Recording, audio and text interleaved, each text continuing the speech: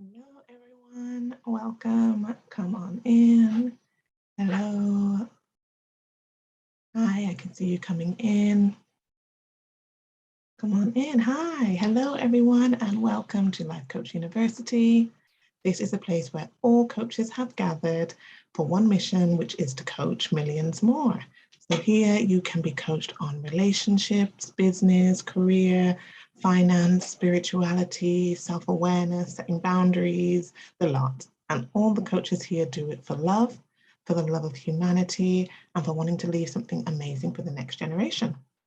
So I am Davina Johnson. I am a C-section coach, and I'm your coach for February to give you all things self-love. So there is the chat box and the Q&A box, which are open.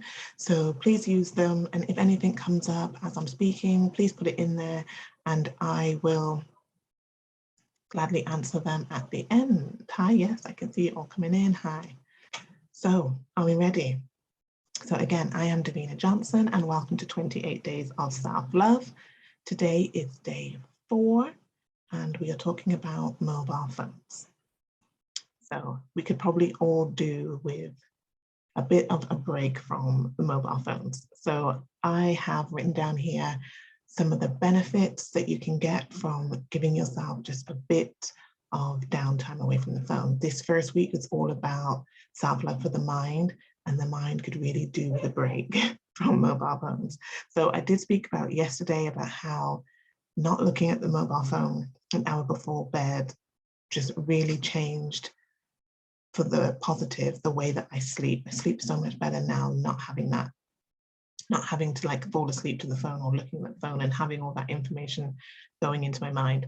So definitely the first tip is to not look at the phone an hour before bed. And you can look at yesterday's video if you want to hear a bit more about that.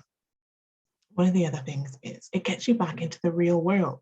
Like it's the social media world. It's all, you know, lots of stuff is going on maybe in there, but you want to get back into the real world. So you want to be able to look up from your phone and have a look and see what the sky looks like, see what some buildings look like, see what the grass looks like, see what other people's faces look like look up from the phone, because there's so much going on like in the real world if we can give it our attention. So definitely just having a break from the phone just puts you back into the world that we're actually living in.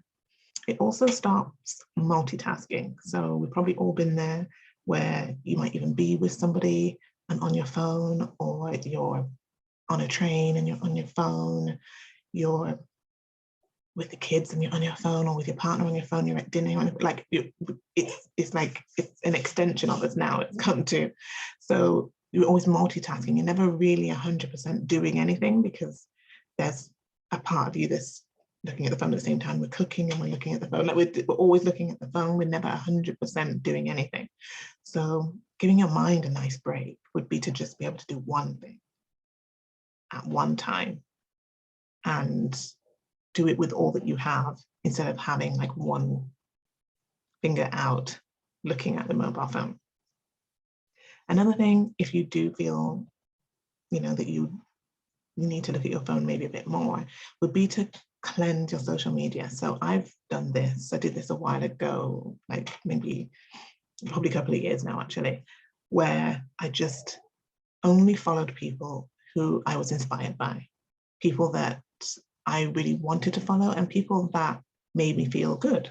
So there's a lot of people that follow people on social media, and like when they see their posts, you feel a certain way, a negative kind of way, like, oh, you know, they're doing this, or maybe they're showing their body and they're saying that this is how body should look and your body doesn't look like that. And then now it makes you feel a certain way.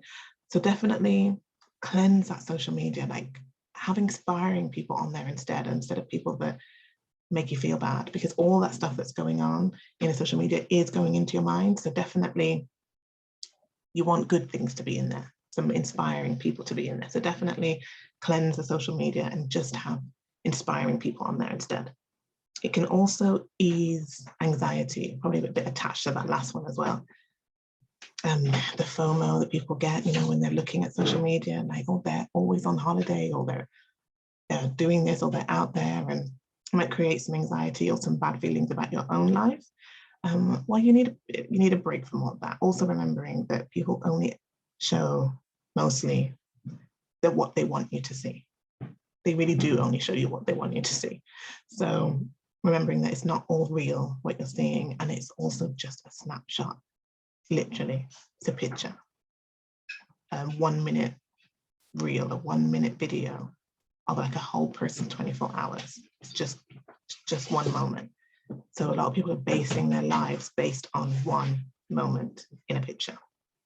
And your mind doesn't need that. So definitely give yourself a break from that, and it will reduce your anxiety. And by reducing anxiety, it will increase happiness. So you might also find that spending a bit more time just on you and not putting all of your thoughts into the phone and what everybody else is doing. Because the other thing to remember is the phone is full of other people's stuff. Like, what about your own stuff? Like, what are you into? Like, what makes you happy? Like, let's not be so focused on what other people are doing and watching them live their lives. Are you living your life? Let's concentrate on that, and you'll find that your happiness will increase the less you spend in the phone. You'll get to connect with people. So I mentioned, and a lot of us have done it. I've done it before. You'll be at dinner with your partner or family or friends, and you're on your phone. I actually love if there are people that have dinner parties and can have them again, and they say like all the phones have to go in the bowl or something, and then so that everyone can just connect and talk to one another, because that's missing. It's missing being able to just speak to one another. So I love that. So definitely it allows you to connect again with people, with your eyes, with your face, with your body, and not that multitasking of eating dinner and looking at your phone. And as I mentioned, it does allow you to be present to you. So just in this moment, how do you feel? What are you up to? What do you want? What do you not want? It just allows you to just focus on you and without the external influence of what, I don't know, that millions of other people are doing. You just want to be able to focus on you and what's important to you right now. And it's really difficult to do that if you're always in the phone. So some places that I think is a great way to start to try to reduce the amount that we're on our phones, because I know like people run their business from their phone. I use my phone a lot. I run my coaching business through technology too. My coaching is through Zoom, and I use my phone in this, but I have boundaries. It's just really important to have boundaries when it comes to this, because I also have 3 children. I don't always want to be on my phone, so it's really good to like have those boundaries. So some good places that I've put it in and I think would be good for you, definitely the morning. So I did mention this yesterday, but I don't look at my phone in the morning. I have an analog clock to wake me up. I brush my teeth, shower, meditate, exercise, say my affirmations. Sometimes I'll even have breakfast before I even look at the phone. You think you need to look at it as soon as you wake up. You really don't, honestly. But that might be too long. So that's probably like an hour and a half, could be 2 hours for you. Maybe that's too long, but maybe just start with get up, brush your teeth and have a shower and then look. And then maybe increase the time as you go. But honestly, being able to start the day with your own thoughts and how you feel and just tuning into you, because remember, again, the phone is everyone else. So when you do look at the phone, it's just about everyone else, the rest of the world, everyone else's problems. It's not about you. So just having 10, 15, 20 minutes in the morning that's just for you, it's so important and so lovely. So that's somewhere that I put that in. So I don't look at the phone in the mornings. And I try my very best to do this. And I'm also a work in progress, right? But I do this most of the time is anytime I'm eating, I don't look at the phone. And I know some of you are going to be like, well, I have my lunch break, like, and look at my phone. Like that's part of the lunch break, right? That you eat and look at the phone. Just try just eating and not looking at the phone. Just give it a go. Look at your food, smell the food, taste the food. Have a check-in. How you feeling? Are you thirsty? Like just see what's going on with you. Like your lunch break might be 30 minutes or an hour, or some of us are still working at home, so that's all like flexible now and stuff. But just when you're eating, just try and just eat. and see what a difference that makes to you, because I think that that's great. So that's a break, you know, morning, lunch and dinner, if you have any snacks, but just try and just do one thing. And you're doing a few different things there that I've mentioned. So you'll also be single tasking, which is just eating, not doing something else. So just try it, and then you'll start to enjoy it, and then you'll start to not even worry about the phone, because you're like, this is my time. So you think you're having your time by eating and looking at your phone like, oh, this is my time. But it's not really, because you're just looking at everybody else's stuff. So just have your time, just your time while you're eating, and check in, and just check in with you. How are you feeling today? Just check in. So that's another place I put it. And then, as I mentioned at the beginning, bedtime. So an hour, if you can do an hour, maybe you need to build up to it. So start 15 minutes before bed and build the time up. But sometimes you need some time before bed, not having any electronics, just so that you can really sleep well. So that's everything for mobile phones. Do you want maybe a recap? Let me just recap some of those things, some of the benefits and places that you can just reduce the phone. So the benefits, it puts you back into the real world. Have a look at some people's faces, say hi, smile, have a look around, look at the sky, look at the birds, look at the animals, look at the grass, come back into the real world. Cleanse your social media. This one's really important, especially if you are someone that does look at the phone all the time. Cleanse the social media of anyone that makes you feel negative.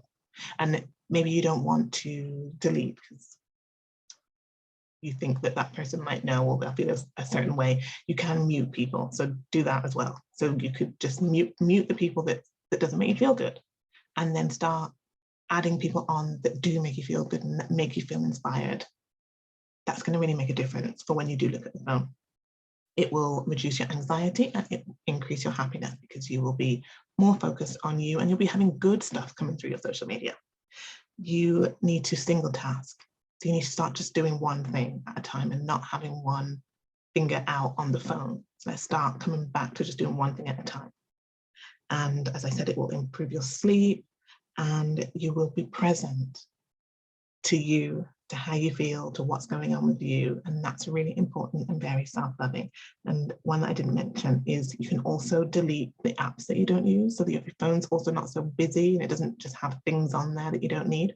So you could also just delete the apps you need. Places in which you can introduce this: in the morning, brush your teeth, have a shower before you look at the phone. You don't need to look at it as soon as you open your eyes. You don't. And you can get an analog clock like I have, that I got for like £8 on Amazon, to wake you up in the morning. You don't need your alarm for your phone. Anytime you eat, just eat and don't look at the phone. And check in with yourself while you're eating. Look at the food, smell the food, taste the food, see how you're feeling, check in with you and really have some me time. Okay, that's it. So let me now just check the chat and the Q&A box. So we've got one here. Doing one thing at a time is such a new concept for me. Okay, yeah. I mean, well, we're used to multitasking, right? And we're kind of taught to do that, like, and also we are praised for it as well. So like if you do like multiple things at a time, people are like, yeah, that's like a great thing.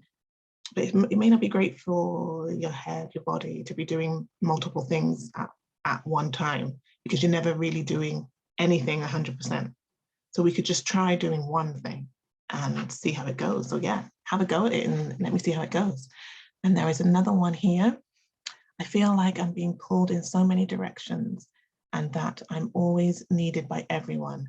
And most of what people need from me means I have to be on the phone. What's crazy is that I grew up with no mobile phones.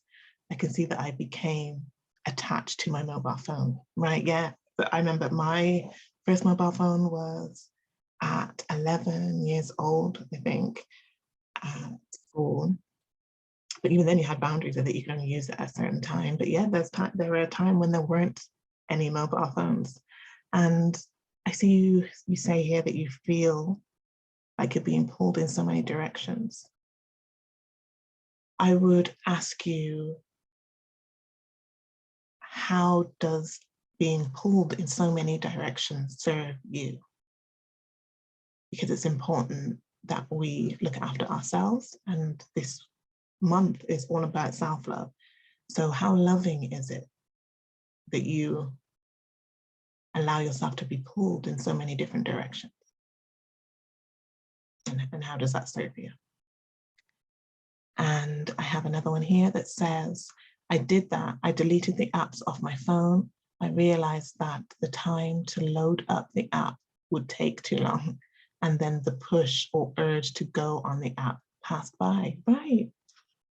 Amazing. That's great that you deleted them and realized that you don't need them. And like you say, the urge is gone now. The urge to tap on it is gone. And you've given yourself back some time by doing that, by taking that off, like that, it's gone now, it's gone. So when you would have clicked on that, hopefully now you can use that time for you. And we have another one here that says, I remember that my first flight with my husband when we were dating was how I took too long to reply to his text messages. He said that I had not text etiquette, or no text etiquette, I'm sure that means. I never even knew that there was such a thing. Oh, see, I've heard about this before. And I, as you can imagine, talking all about self-love, and I'm all about loving yourself. I really don't believe in this text etiquette. I have heard about it. People think that when you text them, they should have an instant reply. Well, for me, it's my phone. So I get to answer the texts when I choose to answer the texts. It's my phone. So I don't feel like I should be under pressure by anybody else to answer their message. If I'm not ready to answer the message, I'm not going to answer the message, because it's my phone. It's up to me. I'm not ruled by the phone or by anybody who's messaging me on the phone. So maybe these are things that we should communicate to others. Anyone that knows me and my friends know that I'm not ruled by the phone. It's my phone. So I'll answer my phone when I want to answer my phone. And maybe that's something that you could just let your husband know, that you don't want to reply to messages straight away. Like, especially if it's something that's not of great importance, something that doesn't need to be answered straight away. Like, you might get like an SOS 999-911 message that needs to be answered straight away. But I don't feel like we should have to be under pressure to do it, you know, because it's our phone, and we don't want the phone to be controlling what we do. So we can just set a boundary of, I'll answer the message when I want to, and I feel like that's okay. That it's okay for us to have our own boundaries. Because I have 3 children, and people just know that I don't really answer messages, like, one, because I'm not looking at it either, but after like 9 o'clock, because one, I could probably be asleep, because to be honest, if all the kids are asleep and I've got nothing on, I'll also be asleep. But I don't look at the phone an hour before bed. So if you do message me around that time, you won't get a response till later in the morning when I want to look at it, and people know that. So could communicate how you would like to have your text etiquette on the phone. I love those. Thank you all for sharing. I love that. So if you found value from today, please pay it forward. So you can smile more, you can send thank you messages, you can tell someone about Life Coach University, you can tell them about what you learned today. It could be big, it could be small. Just pay it forward and then tell us about it. So go to lifecoachuniversity.com, and it says a button on the right-hand side, you'll see it says, how did you pay it forward? If you click that, let us know what you did, because we love to know that the ripple effect of kindness is happening all around the globe. You can also subscribe to our newsletter. So if you go to campus on the website and put in your email address, you will get a monthly newsletter and the chance to win a one-to-one coaching session.